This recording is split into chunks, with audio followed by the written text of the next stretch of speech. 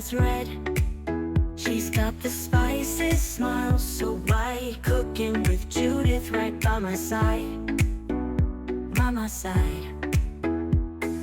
Chop, chop, sizzle, frying pan heat. From pancakes to a fancy feast.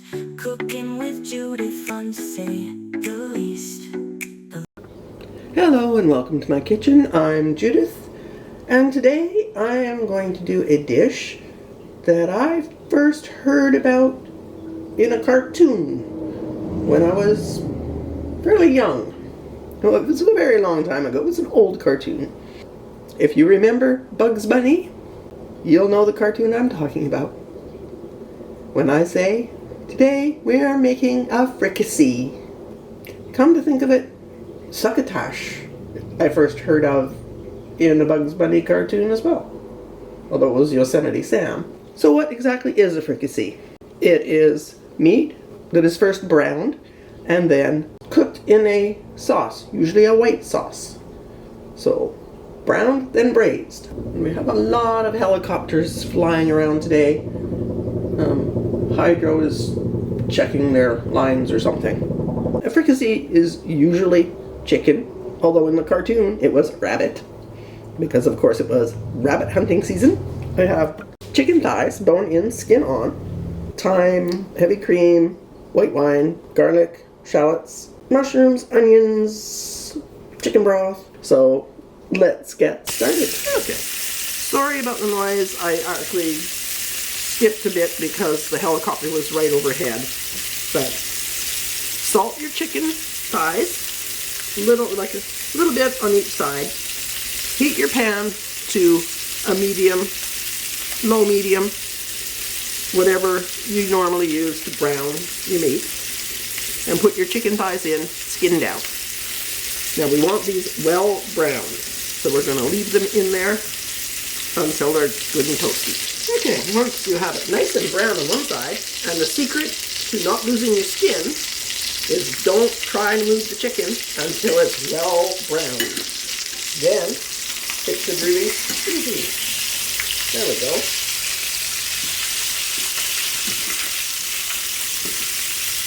Now we're just going to cook the other side for a couple of minutes and then remove it from the pan. Okay, now that we've had a couple of minutes on this side and most of the air traffic has passed us by, we're just going to remove the chicken from the pan.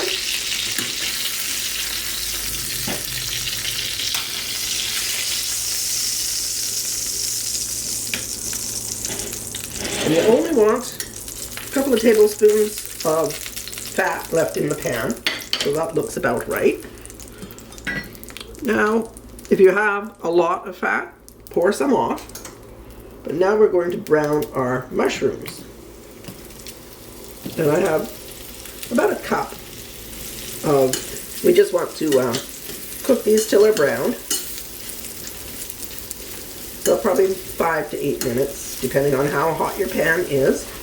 And mushrooms will soak up a lot of the fat, so if your pan tends to get a little dry, add a little more oil.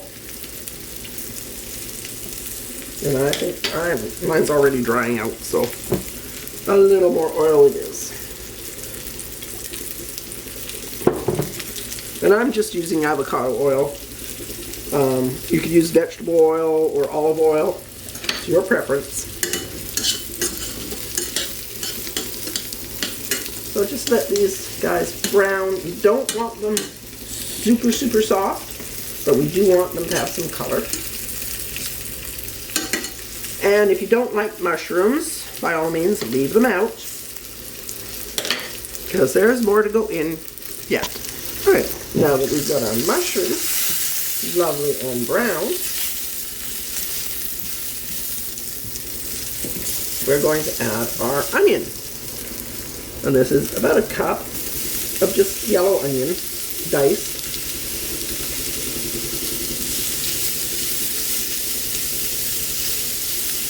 Then we're going to let that cook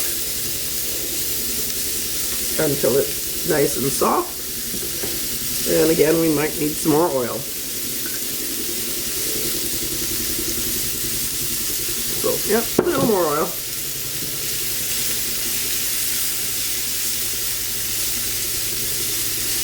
There we go. So once we've determined we have oil in there and nothing's going to burn on us, we're going to add our shallot. That is one small shallot, just sliced up. And I threw half of it on the stove. Well, about half. And now, depending on how much you like garlic, it's up to you how much you put in. I have 3 cloves of garlic minced. But if you don't like garlic, don't use any. If you like it a little bit, just use 1. There we go. A little bit stir. Once everything is nice and softened, and the garlic is fragrant, we're going to season with some freshly cracked pepper.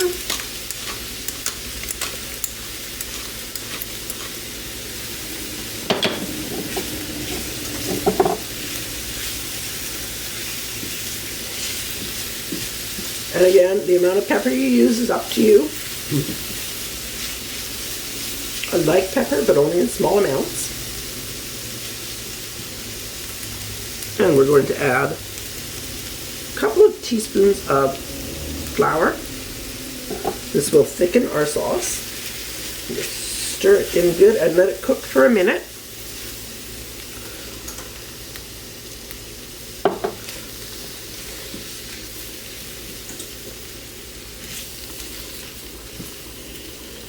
And don't worry about it cooking onto the bottom of the pan. We will fix that when we deglaze with our white wine. So yes, you do want to cook it for a minute though, to cook out the raw flour taste.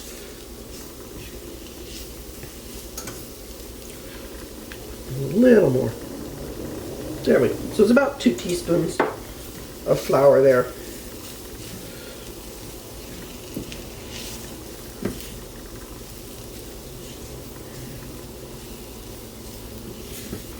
And depending on how thick you want your sauce, don't use 2 teaspoons if you want it thinner. Use a little less. We're going to add the white wine, and this is where we're going to scrape this all up from the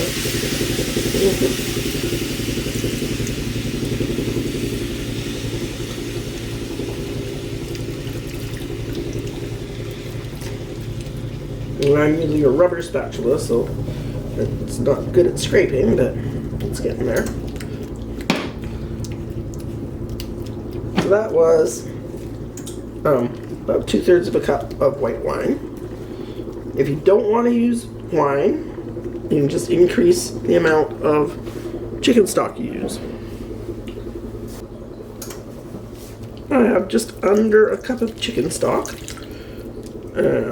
I'm not going to put it all in right away.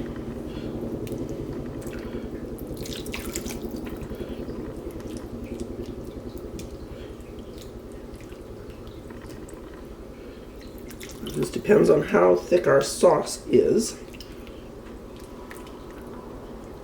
Okay, so I've used about 2/3 of a cup. Now we're going to increase the temperature under our pan because we want this to come to a boil and reduce the sauce. As you see, it's fairly loose.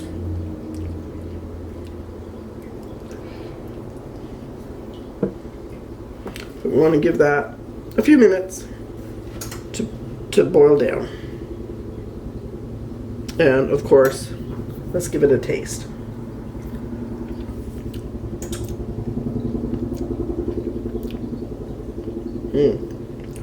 Interesting flavor.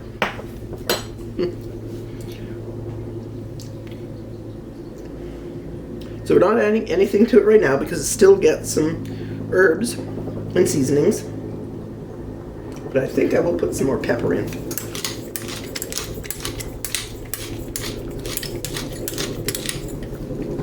And you want to use freshly cracked pepper. And there's the helicopter again. I'm sorry about that helicopter, but it's making me annoyed. I'm sure it's bothering you too. So while we're boiling this down, we're going to add our sprigs of thyme and the bay leaf. Told you we were getting some more flavorings in here. And now that our sauce has thickened, we're going to add our chicken back in. Or if you did manage to find a rabbit, add the rabbit back in.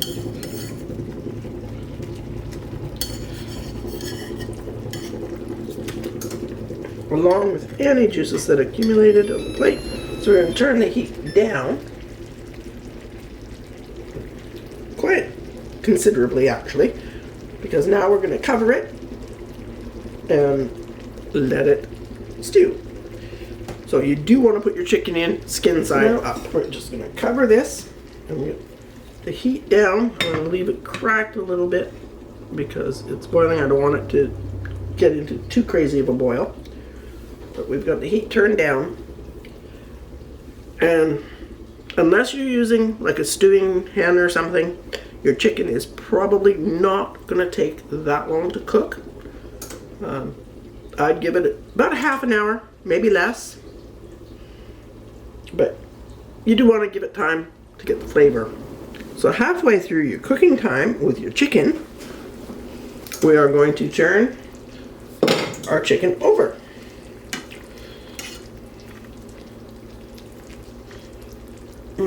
Smells wonderful.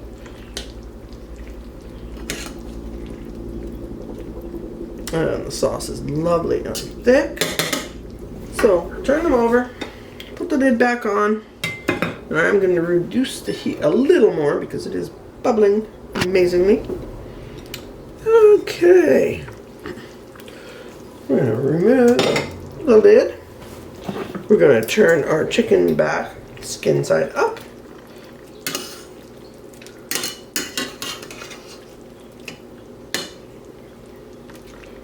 I'm going to have a little taste.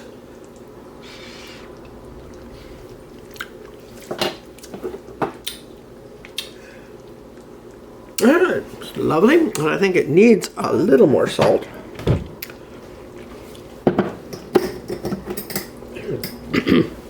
Not much, just a little pinch.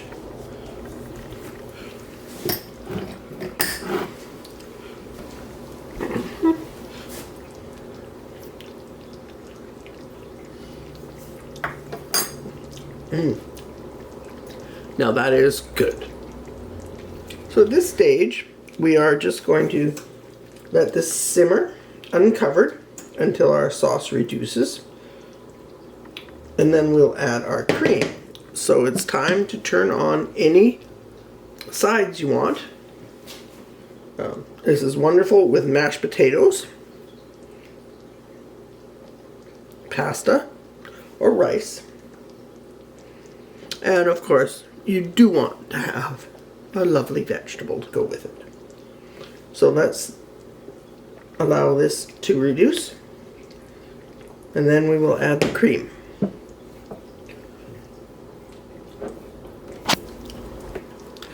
So our last step is to add the cream. And just pour it in. That's about a half a cup of cream.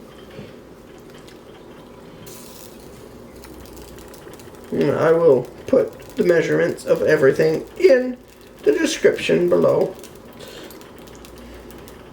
I know I always forget to say that, but it's always there. So now we have to turn this up and to get it to bubble, because now it does have to reduce.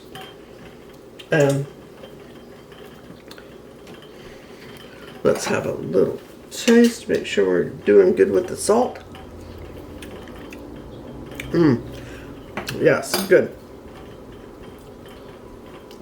Okay, now we want to cook it uncovered until the sauce reduces to our satisfaction. This stage can take a while, and you want to baste the chicken with the sauce.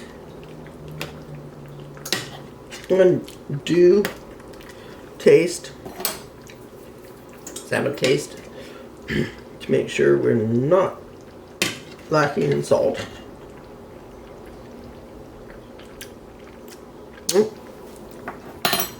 That is lovely. So baste chicken or rabbit, whichever you've done. If you can find a rabbit. Oh, rabbit is so good in this. Although it's not very meaty, so. Chicken fricassee. Let's dive in. And I'm serving it on top of mashed potatoes.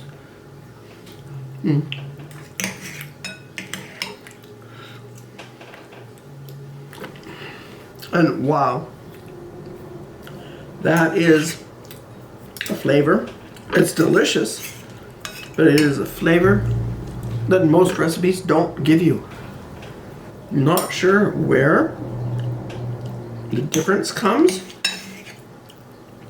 from, but most chicken recipes that I've had, they're strong on herbs or lemon or something, but this is so different. It's hard to place. It is delicious. Honestly, I think a fricassee is a forgotten recipe that should be revived because it is absolutely fabulous. Oh my. Oh my. This is definitely going in my rotation.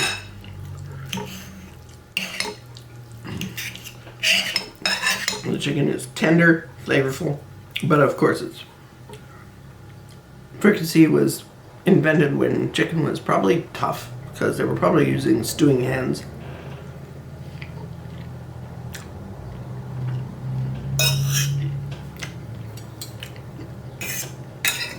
Or rabbit, which is I need to watch more old cartoons to see if there's more recipes hiding in there. Thank you so much for watching. Please give it a thumbs up if you liked the recipe.